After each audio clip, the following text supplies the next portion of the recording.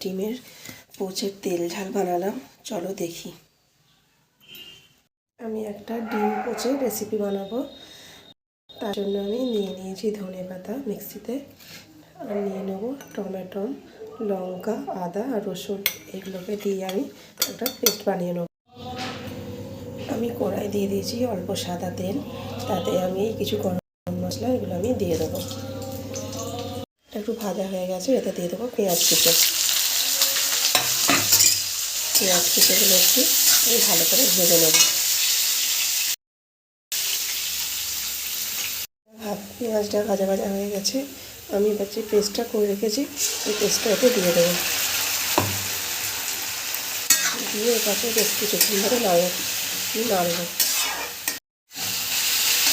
গরম মশলাটা হয়ে গেছে, এতে এবার দিয়ে দেবো হলুদ গুঁড়ো, লঙ্কা গুঁড়ো, আর 2 রকম লঙ্কা আছে, একটা কাশ্মীরি লঙ্কা একটু আর লাল লঙ্কা।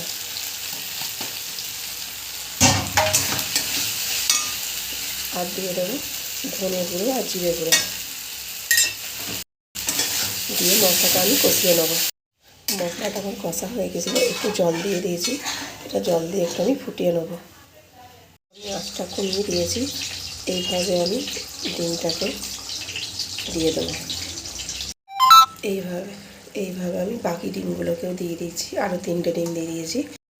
আমি এবার এটা ঢাকা দিয়ে দেবো, দিয়ে সেদ্ধ করে নেবো, নিয়ে আমি নামিয়ে নেবো।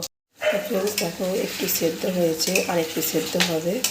আমি আর একবার ঢাকা দিয়ে দেবো, দিয়ে আমি নামিয়ে নেবো। রেসিপিটা আমার তৈরি হয়ে গেছে। আমি এর উপর দিয়ে ছড়িয়ে দেবো